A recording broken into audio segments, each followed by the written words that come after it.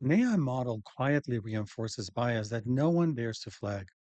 The cost can be catastrophic: ethical breaches, regulatory fines, reputational damage. That's why psychological safety isn't just a nice to have during an AI implementation, mission critical. When team members feel truly safe, they surface concerns early, challenge assumptions fearlessly, and help to build AI systems you can trust. Let's walk through 5 strategies you can put into practice right away to establish psychological safety for AI teams. First, create structured AI reviews. Don't treat reviews as an afterthought. Embed them throughout your delivery cycle.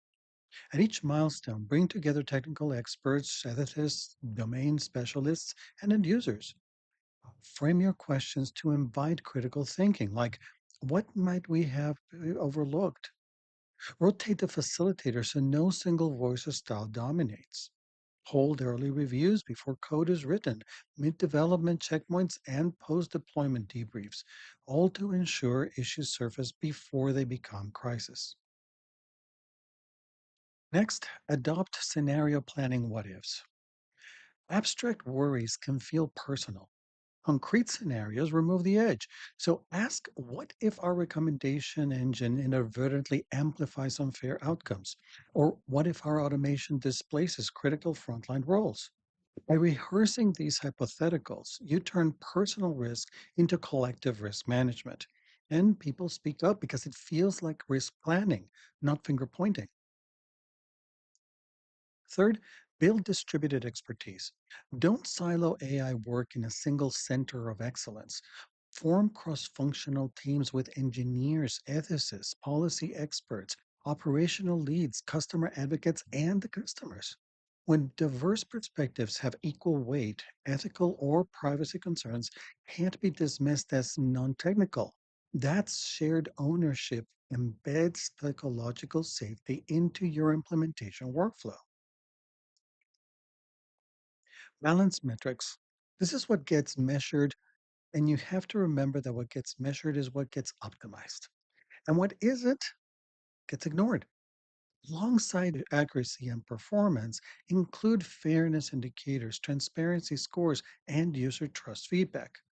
A balanced scorecard signals that raising concerns about unmeasured impacts is valued, not discouraged. When incentives align with ethical outcomes, people know it's safe and expected to surface edge case issues. And fifth, blameless postmortems. AI will fail.